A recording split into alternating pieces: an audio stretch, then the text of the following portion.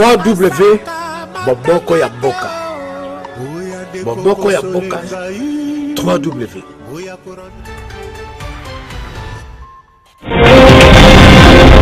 Félix Antoine Tshisekedi passe serment ce jeudi. L'investiture du nouveau président de la République élu de la RDC aura finalement lieu au Palais de la Nation. Première passation civilisée du pouvoir en RDC entre un président de la République sortant et entrant.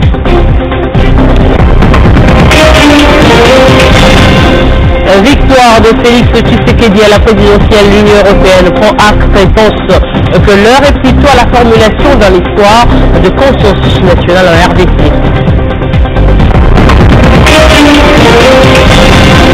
Et si Martin Fayulu ne semble pas s'y faire encore à la victoire de Félix Tshisekedi à la présidentielle, du côté Lamuka Katanga, les langues se délient et soutiennent désormais le nouveau président élu, le cas de Gabriel Kyungwa Kumwanza, au cours d'une sortie très médiatisée.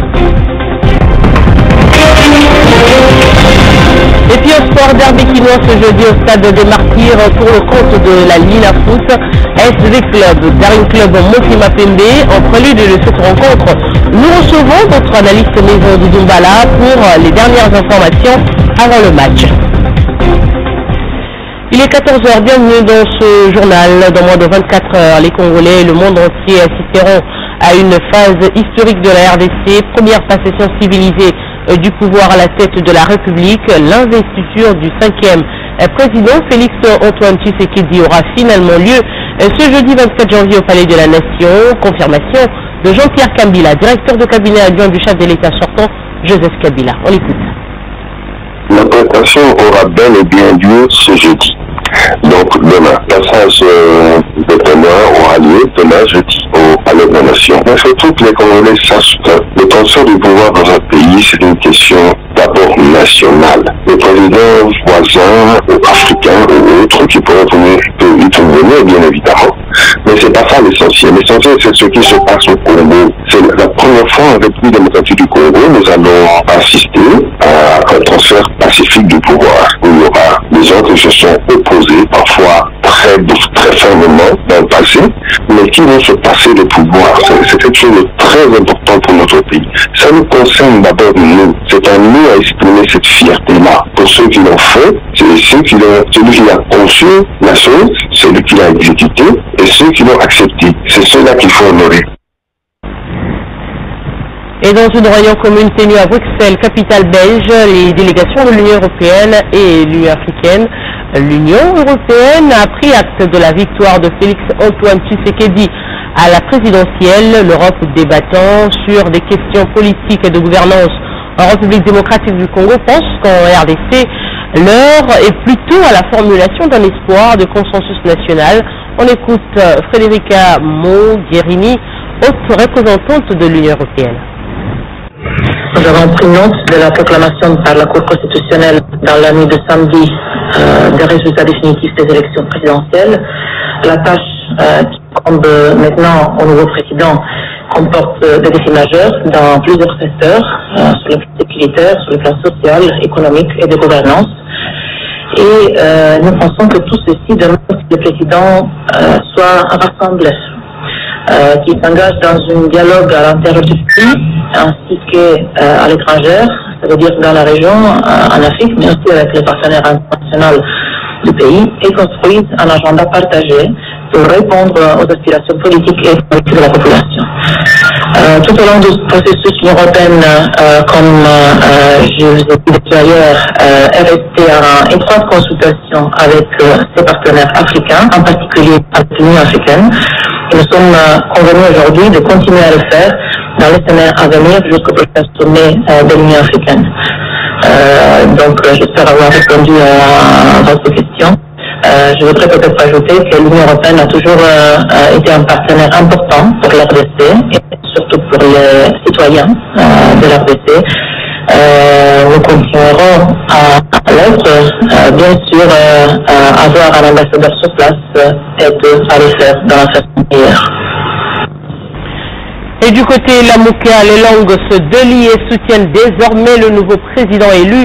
Le cas du président de la plateforme Lamuka Katanga, Gabriel Kyungwa Kumwanza, à cette sortie médiatique place Martin Fayulu dans une position difficile et plutôt isolée.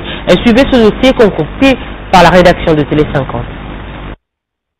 Il y a quelques jours, la position de la coalition Namuka, qui soutenait la candidature de Martin Fayulu à la présidentielle du 30 décembre 2018, était encore ambiguë et floue, puisque l'on y a constaté certains poids lourds qui ont battu campagne pour Félix-Antoine Tshisekedi au Kasaï, sans démissionner de leurs partis politiques respectifs.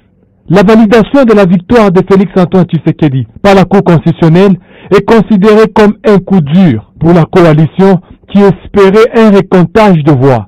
Fort malheureusement, leur demande a été déboutée. Déjà au Katanga, Kungwa Kumwanza se dit être trompé dans leur choix et veut travailler avec Félix-Antoine Tshisekedi. Par ces messages, Moïse vous a fait quoi? Tshisekedi, qui a été réellement élu. Si vous avez retrouvé un dieu en erreur.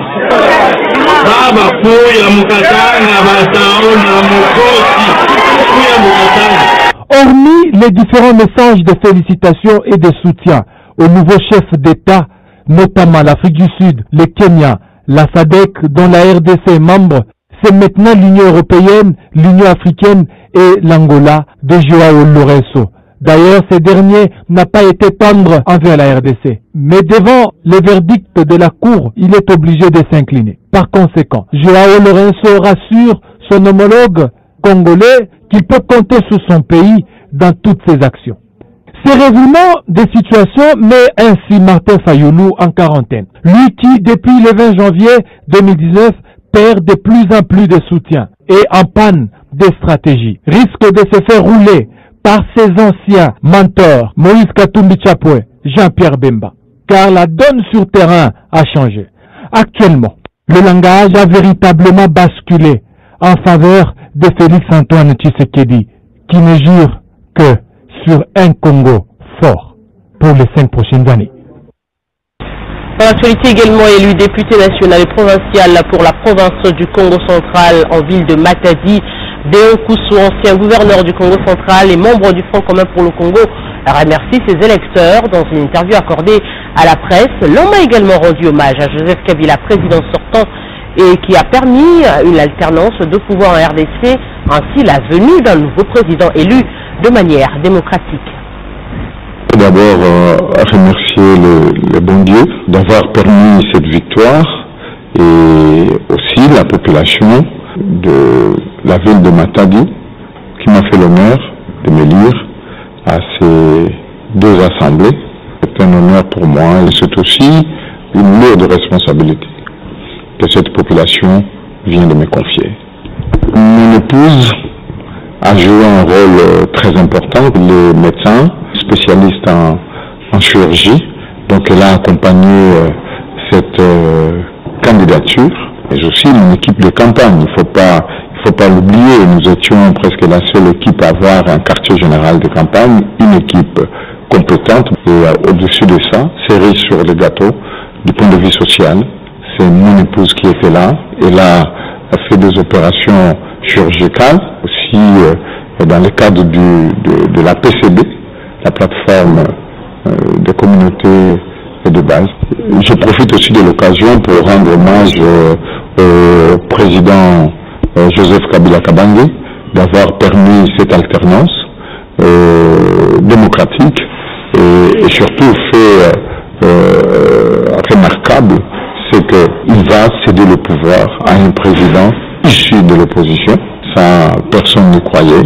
Donc, il a promis de respecter la Constitution. Il en fait. On aura... Direction le Zimbabwe, le président Emerson Mnangagwa appelle à l'apaisement après une semaine de manifestations sévèrement réprimées. Le chef de l'État zimbabwéen en tournée à l'étranger a dû rentrer d'urgence dans son pays. Cette période perturbée que traverse le Zimbabwe actuellement ne laisse pas les autorités zimbabwéennes indifférentes. Selon le ministre zimbabwéen de la Sécurité et le forum d'ONG, au moins 12 personnes ont été tuées, des centaines d'autres blessés et aussi plus de 600 arrestations.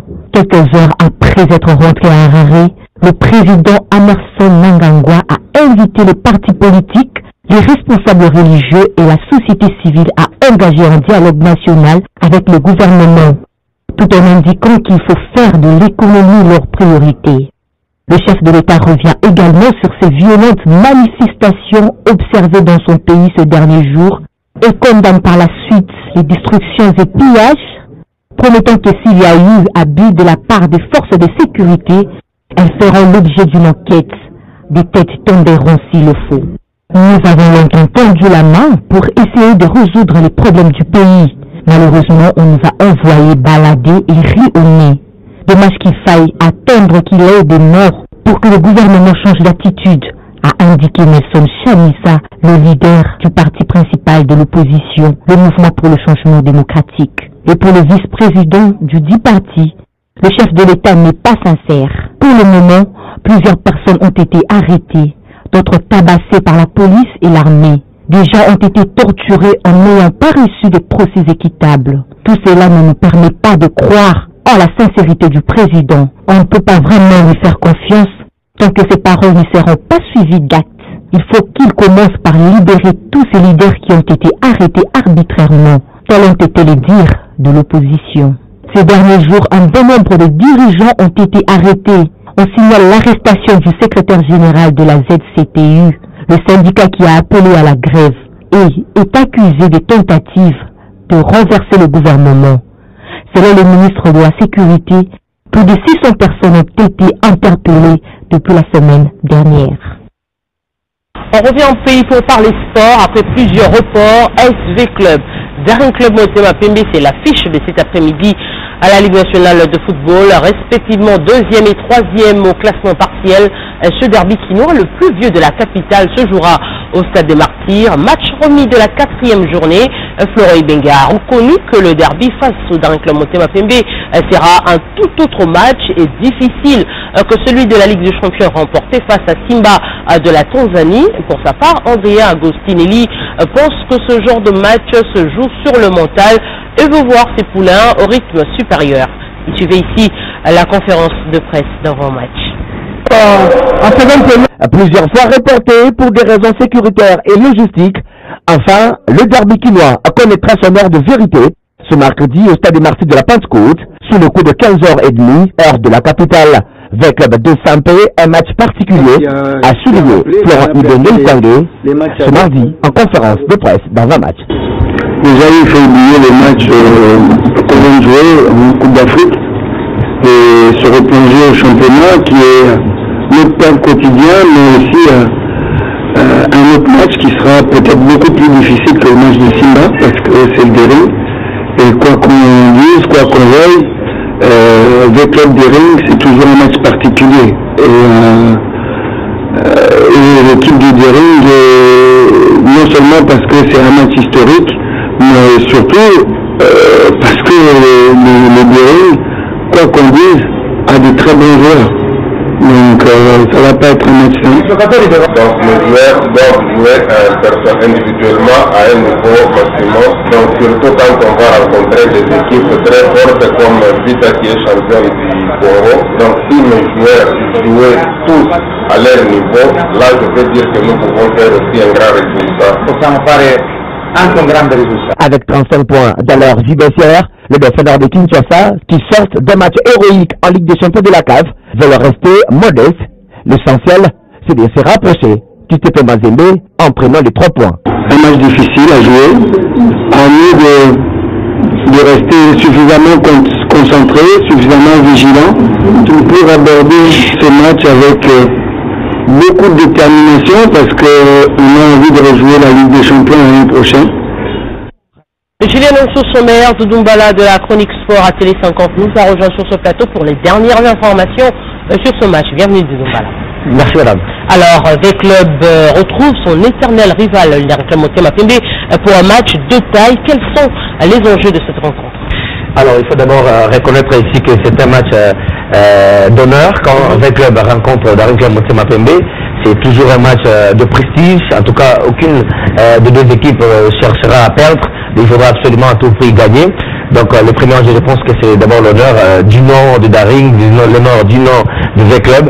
mais également, surtout, les points mis en jeu par l'organisateur. Il faut rappeler quand même que sur le classement actuel de ce championnat de la Ligue 1, le Daring Club Motema Pembe est à 5 points de Club, donc le Daring totalise aujourd'hui 30 points, Club à 35 points, ce qui veut dire que si le Daring tient vraiment à tituler le leader qui est Mazembe, il va falloir absolument passer par une victoire devant Vita Club et se rapprocher du peloton de tête. Alors c'est le même scénario, sinon le même souhait également pour Vita Club qui aujourd'hui est distancé de 8 points du TP Mazembe qui, je rappelle, totalise 43 points. Et donc Vita Club à 35, il faut absolument gagner le Daring Club Motema. Et là, à ce moment-là, Vita Club aura 38 et va se rapprocher. Donc c'est ça là les deux enjeux. Ça reste un match de football et c'est un derby. Il faut pas, voilà, c'est dire je gagne, mais il faut jouer. Alors quelles sont les stratégies pour l'emporter finalement? Vous l'avez dit, les deux équipes se suivent au classement. Alors les stratégies, je crois que des deux côtés, les entraîneurs l'ont dit dans cet élément que nous allons les suivre tous, il faudra être d'abord très modeste parce qu'en face, en tout cas, chacune des deux équipes a des atouts, a des valeurs. Dans le club Motema Pembe aujourd'hui possède une attaque quand même à 3, on doit rappeler ici, composée de Peter Kalorele qui est le Nigérian qui a le vent en poupe dans cette ligne d'attaque dans le club Motema Pembe. Il y a également Dago Chibamba qui essaie de tituler quelques défenses depuis quelques temps, sans oublier Vini Mugonga qui est en tout cas pratiquement en forme, qui revient dans sa forme dans le temps qu'on reconnaît. Et ce trio va être aidé par les maîtres membres de l'équipe qui est Ricky Tulengue, capitaine. Donc on sait quand Ricky marche et le Daring marche également. Alors en face, il va falloir se baser sur un milieu à 3. On rappelle que depuis quelque temps avec Club joue avec Nelson Moulala et Moukoko Tonobe comme milieu récupérateur. Et devant, il y a toujours Fabrice Mboma qui essaie un peu de jouer au sapeur-pompier. Donc ce sont là les trois qui seront en face d'une attaque de Daring Motema Pembe. Et ça reste un match important. Alors l'autre stratégie, c'est le mental. C'est un match test, c'est un match derby. Alors il ne faudra pas s'affoler, il ne faudra pas se laisser dans l'euphorie parce que souvent c'est ce qui décroche du côté de Ricky Tulengue. Il se laisse parfois dans l'euphorie, des dribbles. Non, il faut jouer simple et faire le jeu et un match qu'il faut parce que souvent ce genre de rencontres se joue dans le mental. Alors comme vous l'avez dit, ça se joue dans le mental et si on peut parler de pression côté joueur, on parlera également de pression côté supporters, genre de derby. Vous savez très souvent émaille des incidents. Est-ce que la LINAFOOT ou encore la police nationale congolaise a pris des dispositions pour cette rencontre? En tout cas, selon les dernières informations, il y a eu des dispositions sécuritaires énormes pour ceux qui nous suivent et qui veulent vraiment suivre ce match à partir du stade de Marseille de la Pentecôte. D'abord, on a séparé, on laissait les clubs occupent la partie qui donne le dos à la commune de Kasavubu. De l'autre côté, de Daring Club Motema Pembe, se tient toujours du côté de Willery. Alors, c'est comme ça que la Ligue nationale de football s'est organisée. Tous les Immaculés vont entrer par la route, l'entrée Willery.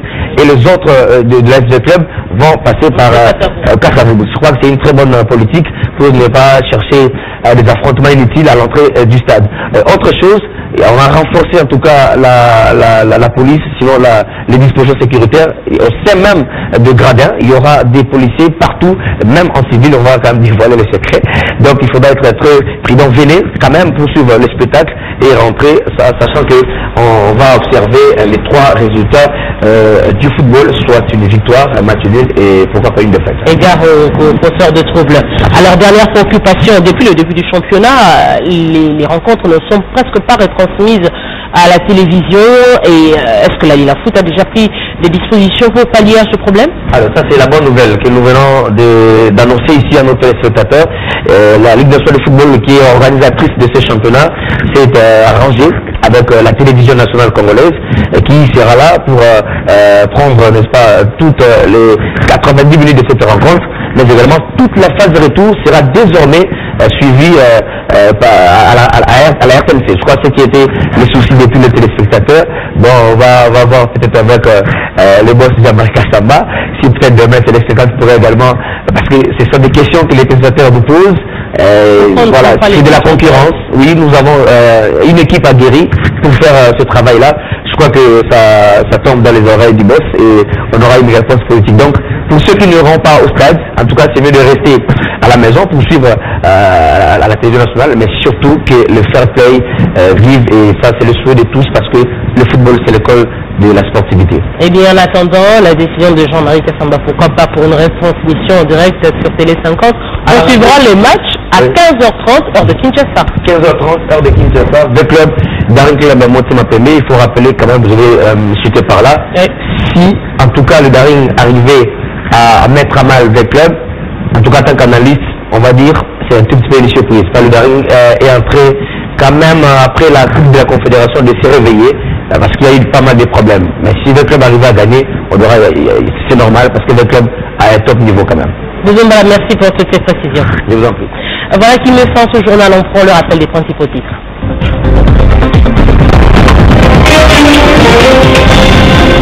Félix Antoine Tshisekedi prête serment ce jeudi. L'investiture du nouveau président de la République élu en RDC aura finalement lieu au Palais de la Nation. Première passation civilisée du pouvoir en RDC entre un président de la République sortant et entrant. Victoire de Félix Tshisekedi à la présidentielle, l'Union européenne prend acte et pense que l'heure est plutôt à la formulation d'un espoir de consensus national en RDC. Si Martin Fayulu ne semble pas s'y faire encore à la victoire de Félix Tshisekedi à la présidentielle, du côté la Mouka Katanga, les langues se délient et soutiennent désormais le nouveau président élu, le cas de Gabriel Kyungwa Kumwanza au cours d'une sortie très médiatisée.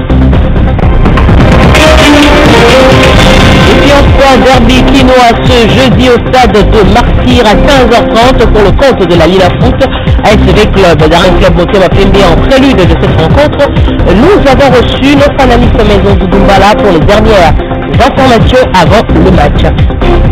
Merci de votre attention soutenue. Voilà, c'est les 5 ans. 3W Boboko ya Boka. Boboko ya Boka. 3W.